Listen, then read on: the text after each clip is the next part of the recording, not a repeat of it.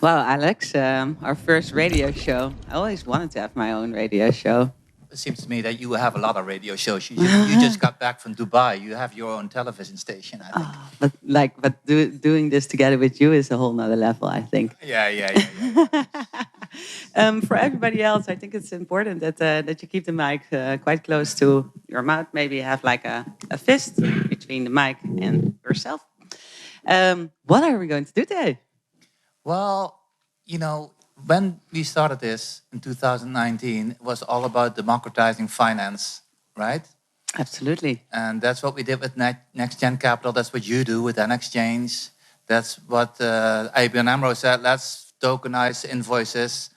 And I said, tokenize what? Tokenize invoices. Yes, that's what they said. Yeah.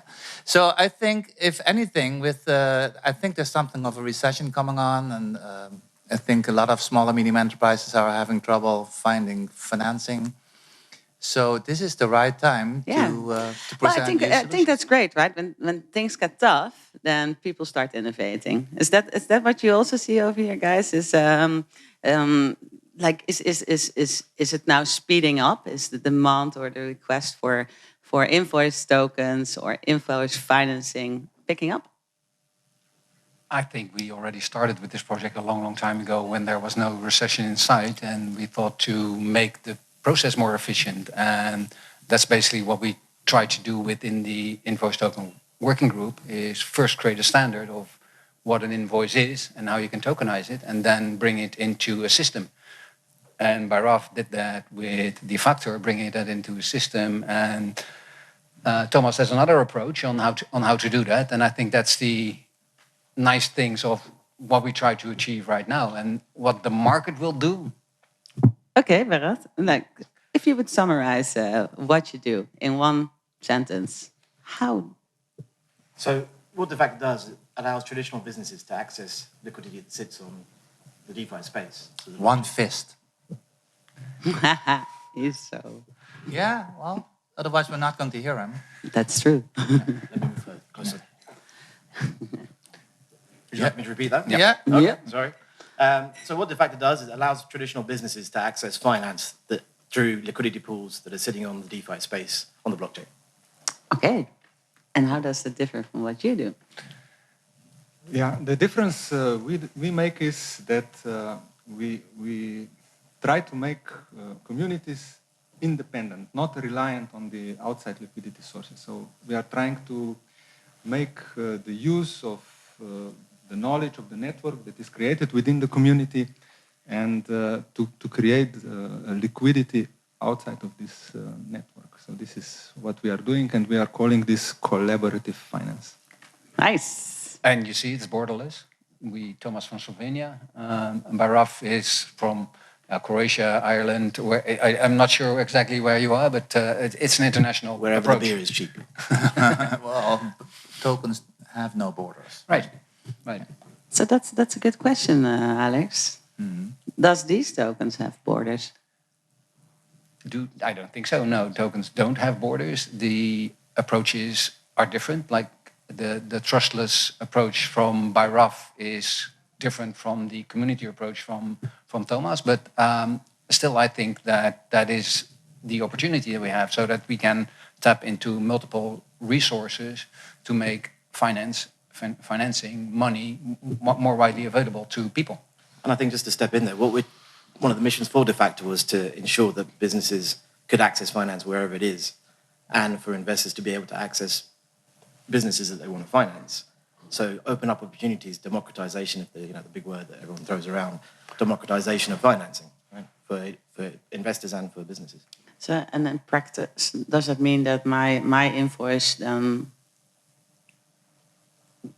is like, or basically the invoice that I send out can possibly be funded by any investor anywhere in the world? Yes. So if you look at traditional markets, what you'll find is that liquidity just escapes from those markets. So many years ago, we did a lot in Latin America, and you could see the big banks withdrawing from there, and the local banks didn't have enough liquidity to actually finance their local businesses. What we're trying to say is that, well, there's no need for that. You can do cross-border payments using stablecoin, not having to worry about where your liquidity sits. How does that work? Because I used to factor all my invoices all the time, and that was great because I needed that liquidity. But if something went wrong with that customer, of course, the bank would immediately, take it out of the advance. How does that work if I have a token that's somewhere out there, across the ocean with some investor that I don't know? If there's a dispute on that invoice, how does that work? So there's still the same principles of traditional finance apply, right? So if you've got a situation, well, obviously you're still doing KYC, KYB on the asset originators as well as the investors. So it's not completely wild west out there for us. But the thing is that we've also got mechanisms in place that as you go through the invoice funding lifecycle, obviously the invoices are debtor approved in the first place. If disputes come along, there's trade credit insurance that sits there alongside kind of dispute mechanisms. So, for example, if you look at one of the clients one of the companies on the platform that works with us, Console Freight, they use trade finance, they use a platform to fund that, and they actually hold the inventory. So if there is a dispute, then they're able to use the inventory as collateral to pay off the debts. Erik, it all sounds so good. What are the challenges? Well, look, if you the process just now described by Ralph, what digital ledger technology, blockchain, will add to that is that you have an independent risk scoring mechanism and reputation scoring. Whereas now you want to you finance your invoices, you go to you have to rely on some third party that rates you and decides on what percentage you're going to pay. And if you have all your invoices registered on a blockchain and all your payments and the payment behavior is registered on the blockchain, you get reputation scores that are completely independent. And you don't have to rely on these third parties. The only thing that you have to have is volume to be able to create these reputations, because else without volume, no reputation. Thomas, how does that work for you, volume too? Yeah, volume is very important. And what we are doing is we are trying to bring in the mechanisms, the instruments that allow communities to rely on themselves instead of external liquidity sources. So there are huge reserves of liquidity inside the community, but communities are not aware of this. So we are doing this in Slovenia for the past 30 years. In the best year in Slovenia, the local companies saved 7.5% of GDP as a result of using this system. So it's a relatively large reserve of untapped liquidity. But to access it, businesses have to rely on each other. They have to collaborate to use this source of liquidity. And actually using systems like described before, like factoring and outside liquidity in combination with the collaborative practices is beneficial to everyone. So by clearing invoices among themselves, businesses diminish their reliance on outside liquidity, and this is then described as a liquidity saving. What happens in the communities is that the risk in the community is lowered, and this enables the outside financiers to easier access this market, to offer more products because it's less risk in the community. So, and this is again collaborative effort. So both businesses, real economy and financial industry collaborating in making things better. Erik, you are captain of the Invoice Token Group. What is the Invoice Token Group currently doing? We're I'd say that we're in the last stage of finalizing a white paper, and I think the input that we get from the tables later on today will be used again to, add to the white paper or modify the white paper. And then once that white paper is in a final concept phase, I would call it like that, it will go out to all the stakeholders that we identified in the system, the tax authorities, the debt collectors, everybody who is in that arena, and we ask for input and comments on that. So there will be a request for comments, and that will be sent out somewhere mid-December, I guess, that we finalize that, and then it gets back to us. There's also I'm the captain of the group. We have De facto in there. We have ABN Amro in there. We get Erasmus University in there, and a number of other players in there that all view at that white paper from their own perspective, and that's very interesting to see if we get a holistic view on what the invoice token should be. So it seems to me for adoption, because is this being used yet? Is de facto live? How many companies are doing this? Where are we in terms of adoption? Are we just another talking group, or are we actually doing stuff? You know, 2 tokens is not a talking group, right? So that's what. So my question is, are we actually doing this? Yes. So I mean, de facto, we've been live for a year now. You can go online, you can see the assets that have been funded through our centrifuge pool. We've also been working on funding through our own mechanism. So this is something that will launch towards the end of the year, but we're already kind of internally funded. I think last month was $1 million worth of invoice assets. And so, yeah, this is very much live for us. We're there. So you're live and nobody knows that you're live and tokens are underneath and you don't even tell anybody, right?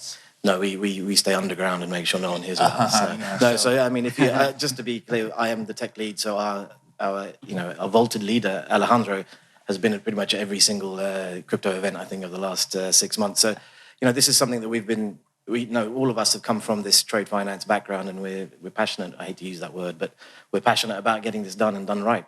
And I think 2 tokens here is a great opportunity for us to create a standard that can drive interoperability globally, right? Yeah, because how does that work? Because you have a token on a de facto platform. ABN Amro have their own ABN Amro token. Well, you don't do anything with an exchange yet, no. But suppose you did. The invoice is an NFT. Right, exactly. We were working on this before the term NFT existed, actually. So now we call it an NFT. The invoice is an NFT, and what happens is that you have these assets on one platform and liquidity on the other. So you have to be able to bridge between different blockchains and different solutions to be able to tap into liquidity wherever it is and wherever it is needed. And that's the same for what Thomas is doing. So you can only do what's in your range within your own community. And then if you need more, you have to go outside. Okay. And I think we're almost reaching the end of this session. But before we finish it up, we have this whole room with a lot of brains. We have a lot of people watching too online. And we have a lot of people watching online. But what would you like to get out of this session for the Invoice Token project? If we can just go by all 3 of you, what would be your ideal picture? What is the question you would like to have answered during this session? You go first, Thomas. I would like to raise the awareness that this is a viable option. So making NFTs out of invoices and putting them on blockchain. So I'm actually working for Informal, which is our philosophy is making internet of blockchains. So the connectivity of blockchains is our business. And tapping the liquidity sources all over the blockchain arena is this is the area we can open. Okay, Barış? I'd like to see more meat on the why. So I think I know why we're doing this, and it'll be interesting to see why everyone else thinks, what the value is of what we're doing here. So that's my... Erik? Yeah, I think I already said that. So the input we get from these tables, we use into finalizing, making the concept of the white paper better than it already is. But is there a specific domain or area where you would like to get more input? I think that's, I'm very pleased that Thomas is here so that we look at it from a different perspective as well. And I am very interesting to see if there is views and opinions about inter-blockchain communication, especially on the liquidity side of things. Okay. Well, there are 2 tables today, right, Alex, on invoice tokens? Yeah. There's actually 3 tables. 3 tables. So let's go to work during the round table sessions.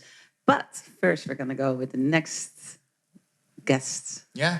So what is the next best thing in democratizing finance? What do you think? The next best thing in democratizing finance, it's adoption. It's. I would say crowdfunding. It's adoption. No? Adoption, yeah. Okay. Okay. I guess they go hand in hand. Yeah. So Well, that's the next item. Yeah, that's the next item. Gentlemen, thank you very much for joining us at the table. And I think during the roundtable session, we will get a lot more information and feedback on the invoice token. Thank you very much. Thanks. Thank you. That was it for today's podcast. Thank you for listening in, and please subscribe so you don't miss out on our upcoming episodes. If you want to get in touch with us, you can find our contact details at www.twotokens.org.